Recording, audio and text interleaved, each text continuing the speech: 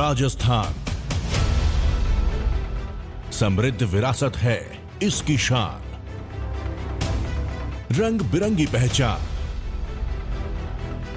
अलवर से लेकर जैसलमेर तक, श्री गंगानगर से लेकर प्रतापगढ़ तक, संपूर्ण राजस्थान को कवर करते हैं हम। राजस्थान की हर खबर देखते रहिए डीपीके न्यूज पर।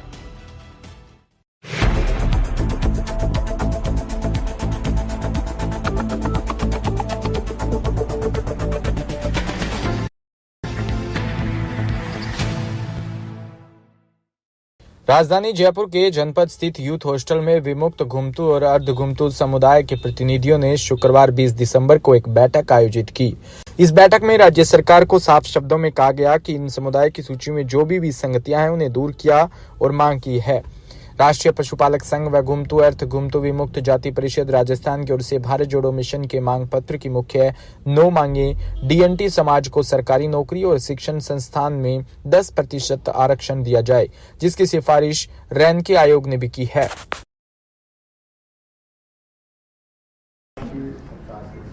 आज हमारे डीएनटी समुदायों की ये हमने प्रेस कॉन्फ्रेंस रखी है।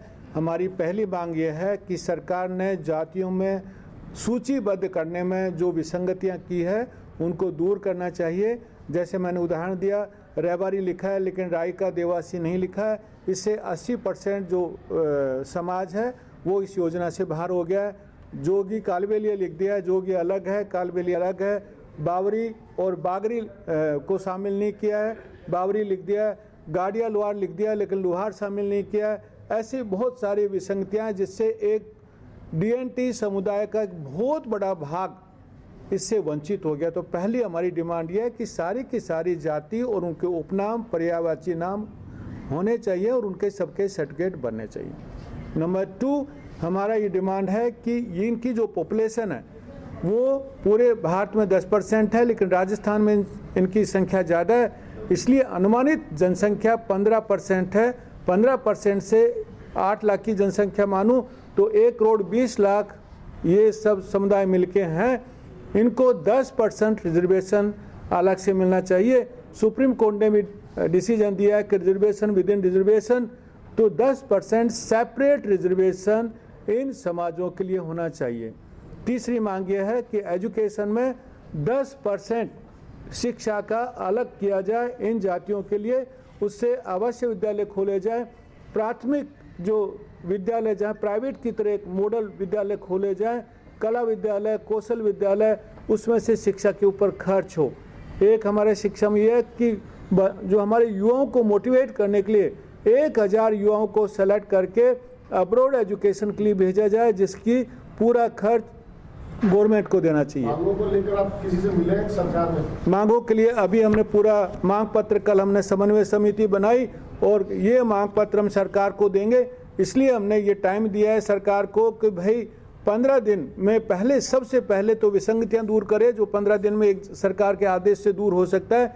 यदि विसंगतियां दूर नहीं करते हैं और मांगों पे विचार नहीं करते हैं तो हम लोग 15 दिन 5 जनवरी को ख़त्म होते हैं। 7 जनवरी को पहला बड़ा आंदोलन बहिष्कार, जिसको नाम दिया है कि हम कोई भी योजना का लाभ नहीं लेंगे जब तक हमारे सारे समाजों को शामिल नहीं किया जाए, जब तक विसंगतियां दूर नहीं की जाएंगी, हम इन योजनाओं का बायकॉट करेंगे। ये राजस्थान भर के तमाम जो घुमंतू जाति हैं उनके सबके लीडर आए हैं, चाहे राणा ढोली समाज हो, चाहे रायका रेबारी समाज हो, चाहे बावरी बागरिया समाज हो, चाहे सांसी समाज हो, चाहे कंजर समाज हो, चाहे बंजारा समाज हो, चाहे नाइक भोपा समाज हो। ऐसे करके ये 52 जो 53 जो जाति हैं जो राजस्थान में काफ़ी संख्या में निवास करती, उन समुदाय के सभी लीडर कल वैशाली में अपनी समन्वय मीटिंग करके आज प्रेस वार्ता हम लोगों ने की है। 10 हमारी मांगे हैं। एक तो क्या अलग अलग क्षेत्र के हिसाब से हमारी जातियों को पुकारा जाता है, उसकी मिस्टेक बन के हमारे कुछ कागजात नहीं बन रहे हैं, इनके कारण। तीसरी बात है कि हर बार सरकार रेवड़िए बैठने की बात करती है, हमारे नाम पे बजट तो आवंटन करती है, मगर हमारे बस्तियों तक वो चीज नहीं जाती है। तो हमने ये इस बार तय किया है कि इस 15 दिवस के अंदर सरकार हमारी ये 10 जो मांगे हैं उनको सरकार मांगे, अन्यथा नहीं है तो हम पाली से एक आंदोलन चालू करेंगे और वो राजस्थान के तमाम जिलों में हम लोग आंदोलन करेंगे। फिर जयपुर में बड़ा एक महा आंदोलन हम लोग जयपुर में करेंगे। देश जानता है घुमंतू समाज के सबसे बड़े मसीहा है। घुमंतु समाज एक ऐसा समाज है जो सदियों से वंचित रहा है और अभी जो कार्य राज्य सरकार का चल रहा है वो ऊंट के मुंह में राई की तरह है। 21,000 पट्टे देने का दावा कर रही है, 10,000 से अधिक ग्राम पंचायतें हैं और छुई मुई का खेल खेल रही है राजस्थान सरकार। एक बार कैंप लगा दिया, 21,000 पट्टे दे के भाग गए, दूसरी बार कैंप लगा दिया, आधा अधूरा, जाति प्रमाण पत्र, पहचान पत्र सब उलझ कर रह गए। अनपढ़ कौम है ये, और इन जैसे मसीहा लोग आगे आ रहे हैं तो इस समाज को दिशा मिलनी जरूरी है और वो शुरू हो गया है। और हम लोग सभी समाज के सामाजिक नेताओं से, सभी पत्रकारों से, सभी राजनेताओं से निवेदन करते हैं कि इस आंदोलन में अपने राजनीतिक महत्वाकांक्षा को एक तरफ रख इस घुमंतु समाज के हित के लिए लालजी भाई के नेतृत्व में चलाए जाने वाले इस आंदोलन को सफल करें, क्योंकि सदियों से दासता का जीवन जी रही लाखों करोड़ों लोगों को मुक्ति का मार्ग प्रशस्त करने वाला है ये आंदोलन। आपका सहयोग इस आंदोलन की सफलता ही नहीं, देश को विश्व गुरु बनाने की दिशा में भी महत्वपूर्ण सहयोग होगा। मैं भारत जोड़ो मिशन सोसाइटी के तमाम पदाधिकारियों, कार्यकर्ताओं से, सामाजिक नेताओं से, घुमंतु समाज के सभी नेताओं से अपील करता हूं कि लालजी भाई ने जो बीड़ा उठाया है उसको मजबूती से अपनी महत्वाकांक्षाओं को एक तरफ रख सिर्फ 1 महीने के लिए आकर जुड़ जाएं, सफल करें, घुमंतु समाज को दासता से मुक्ति मिलेगी। मैं धन्यवाद देता हूं आप सबका, आप जितने भी महानुभाव। वहीं राजधानी जयपुर के सीतापुर स्थित जी स्टूडियो में famous beauty pageant Mrs Vogue Star India season 3 का आयोजन किया गया। यह कार्यक्रम आई फैशन को असली जिंदगी की कहानी और उपलब्धि के जश्न के साथ जोड़ते हुए एक अनोखा मंच प्रदान करता हुआ नजर आया। 2 दिवसीय इस आयोजन में देश भर के मॉडल्स प्रतिभागियों ने हिस्सा लिया। इससे पूरे कार्यक्रम में ऊर्जा और ग्लैमर का संगम देखने को मिला। महिलाओं की कहानियों को मंच प्रदान करने के उद्देश्य से कीर्ति चौधरी ने इस अनूठी पहल की शुरुआत की थी। 2022 में लॉन्च किए गए वॉग स्टार के में पारंपरिक सौंदर्य प्रतियोगिता के मापदंडों को बदलते हुए महिलाओं की वास्तविक कहानियां और उनकी क्षमताओं को प्राथमिकता दी गई है। रियल स्टोरीज रियल ट्रेंड्स नामक पैनल चर्चा हुई, जिसमें विंग कमांडर अंजलि राठी, रश्मि कश्यप और कीर्ति चौधरी, अर्चना सुराना और सुधा चांदनी खत्री, अस्मिता चक्रवर्ती, सरगम कौशल ने हिस्सा लिया। पैनल में आधुनिक सौंदर्य, फैशन ट्रेंड्स और महिलाओं की बदलती भूमिका पर भी चर्चा की गई। Mrs Vogue Star India season 3 का ग्रैंड फिनाले में प्रतिभागियों के आत्मविश्वास और अनूठी कहानियों का संगम नजर आया। वहीं G1 श्रेणी में रेहान शर्मा विनर बनी। इसमें first runner up Bhanu, second runner up Shravani. वहीं G2 में श्रेणी में प्रियंका जैन विनर रही।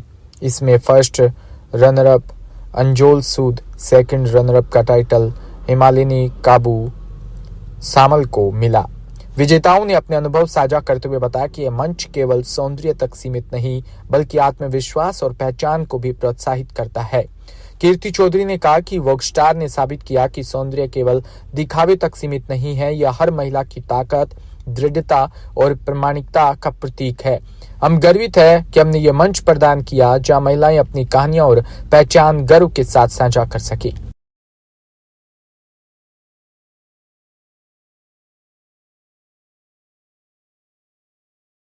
And it's been amazing कि इतने सारे beautiful contestants come all over India and especially married women आ रही है ये pageant के लिए and बहुत ही courage लगता है to walk on the ramp, to walk on a stage and leave your family behind.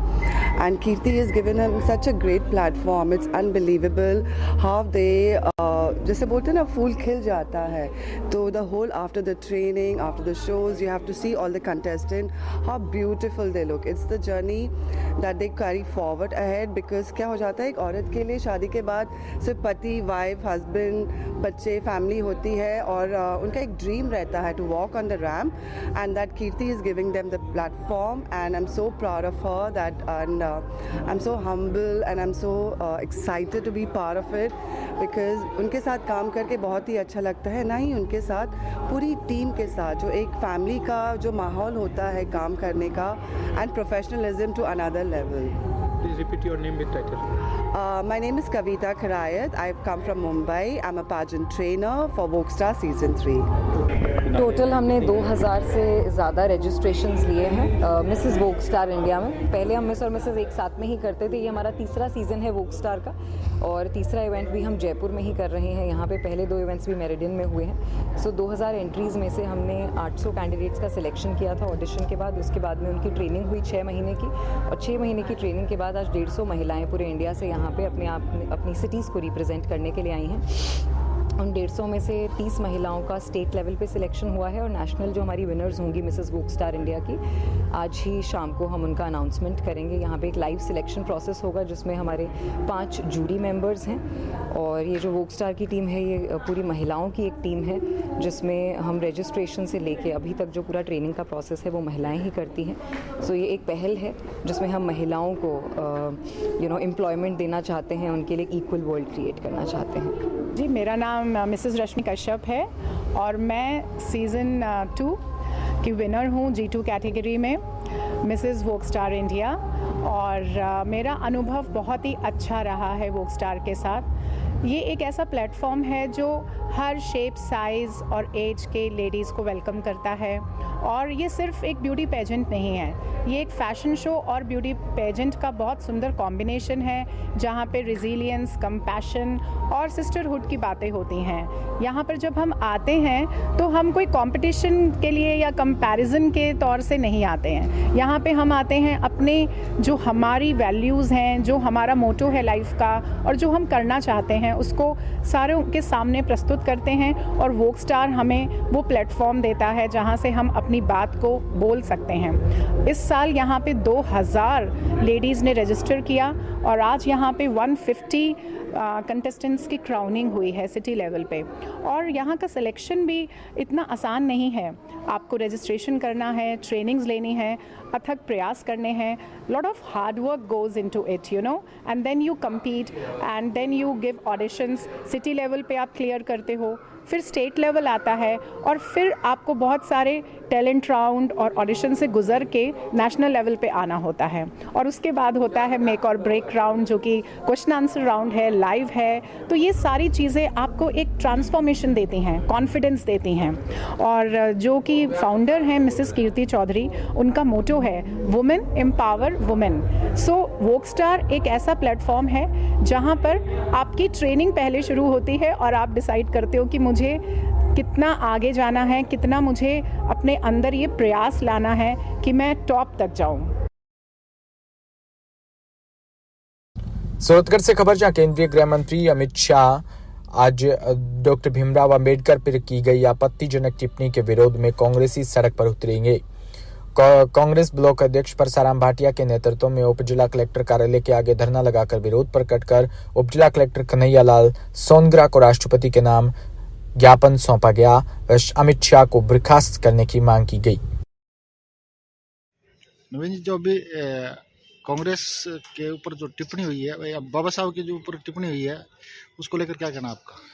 माननीय गृह मंत्री के द्वारा जो संविधान के निर्माता बाबा साहब अम्बेडकर जी के खिलाफ जो अनगढ़ टिप्पणी की है, उसको लेकर आज सूरतगढ़ यूथ कांग्रेस ने प्रदर्शन किया और ज्ञापन दिया है। और अगर भविष्य में इस प्रकार की बीजेपी की सरकार या बीजेपी के किसी पदाधिकारी द्वारा बयान दिया जाता है तो यूथ कांग्रेस हो, चाहे कांग्रेस हो, चाहे एनएसयू हो, ये सब मिलकर एक यहाँ पे मजबूती के साथ आंदोलन करेंगे और यही नहीं, दिल्ली तक यूथ कांग्रेस का कार्यकर्ता जाएगा।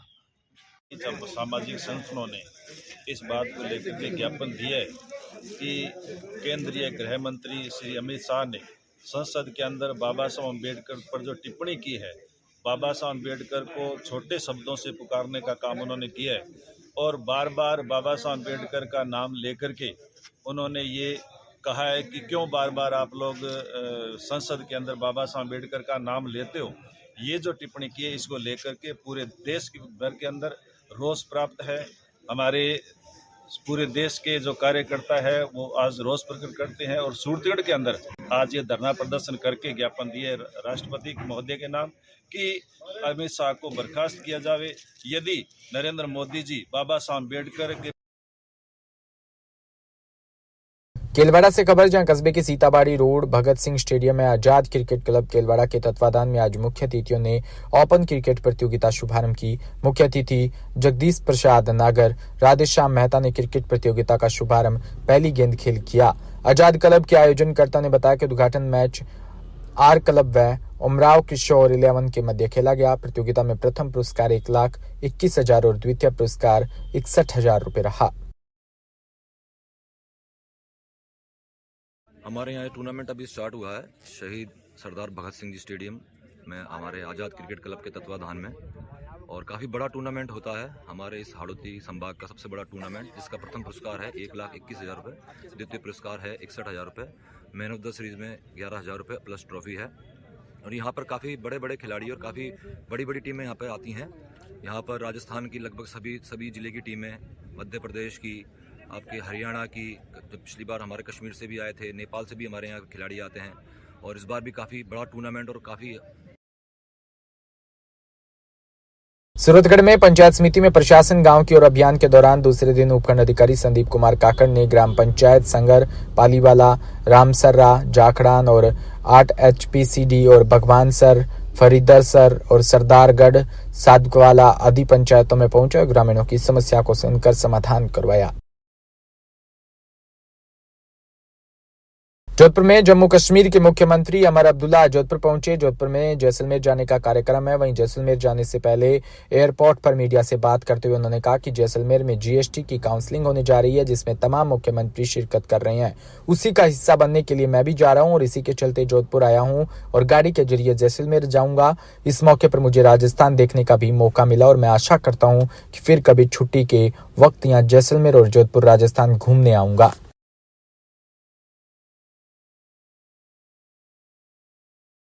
भीलवाड़ा में स्वतंत्रता सेनानी महिला आश्रम की संस्थापक स्वर्गीय सुशीला देवी माथुर की स्मृति में आज नारायणी देवी वर्मा महिला शारीरिक शिक्षक प्रशिक्षण महाविद्यालय में 14वां रक्तदान शिविर का शुभारंभ हुआ।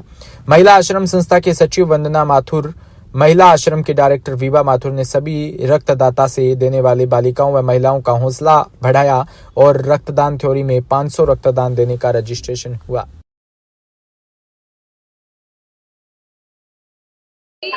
महिला आश्रम ग्रुप ऑफ इंस्टीट्यूशंस और शिवचरण माथुर विकास एवं सेवा संस्थान द्वारा ये स्वैच्छिक रक्तदान शिविर स्वतंत्रता सेनानी और महिला आश्रम की संस्थापक स्वर्गीय श्रीमती सुशीला देवी माथुर जी की स्मृति में आयोजित किया जाता है। ये प्रतिवर्ष लगाया जाता है और इसमें हम यही कोशिश करते हैं कि जितना हम लड़कियों को प्रोत्साहित करें, जो हमारे स्टूडेंट्स हैं वो इसमें बढ़ चढ़कर भाग ले और यहाँ पे रक्तदान करें।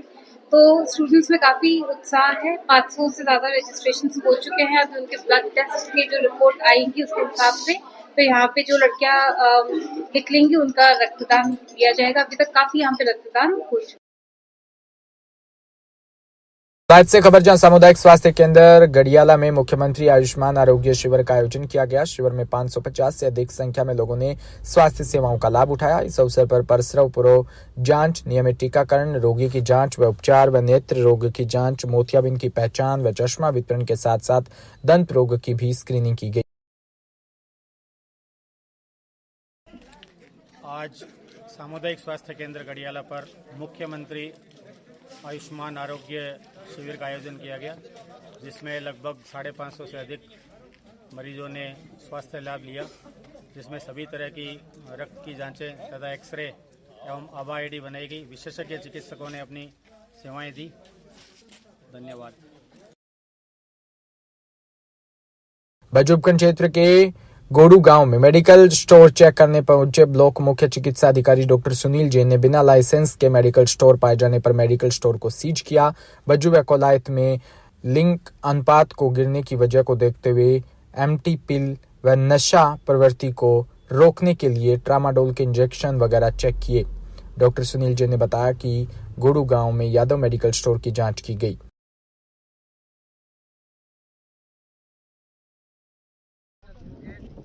बीकानेर जिले के कोलायत एवं बज्जू ब्लॉक के गिरते हुए लिंग अनुपात के मद्देनजर जिला स्वास्थ्य समिति की बैठक में दिए गए श्रीमान जिला कलेक्टर महोदय के निर्देशों की पालना में आज बज्जू ब्लॉक के सामुदायिक स्वास्थ्य केंद्र गोडू के क्षेत्र में यादव मेडिकल स्टोर के निरीक्षण किया गया। जहाँ जो फॉर्मेट होते हैं फॉर्म नंबर 20 और 21 जो ड्रग लाइसेंस है उसकी जांच की गई। ड्रग लाइसेंस नहीं पाया गया एवं दीपक नामक व्यक्ति है वो दवाइयों की डिस्पेंसिंग कर रहा था, इसलिए उसका शटर बंद कर दुकान सीज की गई। पास में ही महादेव मेडिकल स्टोर है, वहाँ डॉक्यूमेंट्स पूरे पाए गए और ये भविष्य में भी इस तरह की अगर स्थिति होती है तो मेडिकल स्टोर है जहाँ जाँच की जाएगी और नियमानुसार ट्रामाडोल अथवा मेडिकल टर्मिनेशन ऑफ प्रेगनेंसी के लिए जो टैबलेट्स बाजार में अवैध रूप से बेची जा रही हैं। भीलवाड़ा से खबर, जहां प्रशासनिक सुधार विभाग के निर्देश पर गुरुवार को 24 दिसंबर तक जिले में गुड गवर्नेंस के तहत सुशासन सप्ताह प्रशासन गांव की ओर कैंपेन आयोजित हो रहा है, जिसके चलते आज दूसरे दिन मांडल उपखंड में पंचायत समिति सभागार में ब्लॉक स्तरीय शिविर में मांडल उपखंड अधिकारी छोटूलाल शर्मा, प्रशिक्षु IAS करुणा व तान्या, मांडल पंचायत समिति के विकास अधिकारी भी उपस्थित रहे।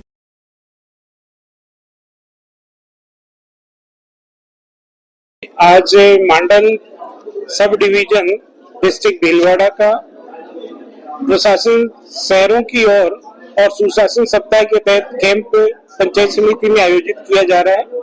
यहाँ पर हमारे सभी ब्लॉक स्तर के अधिकारीगण, हमारे सभी पटवारी, राजस्व की टीम, सभी ग्राम विकास अधिकारी, सभी हमारे जनप्रतिनिधिगण के साथ में हमने मिलकर के इस कैंप को सफल बनाने का प्रयास किया है और अभी भी ये कैंप कंटिन्यू चल रहा है।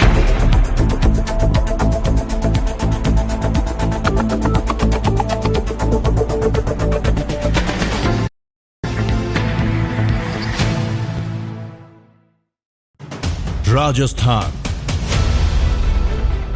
समृद्ध विरासत है इसकी शान, रंग बिरंग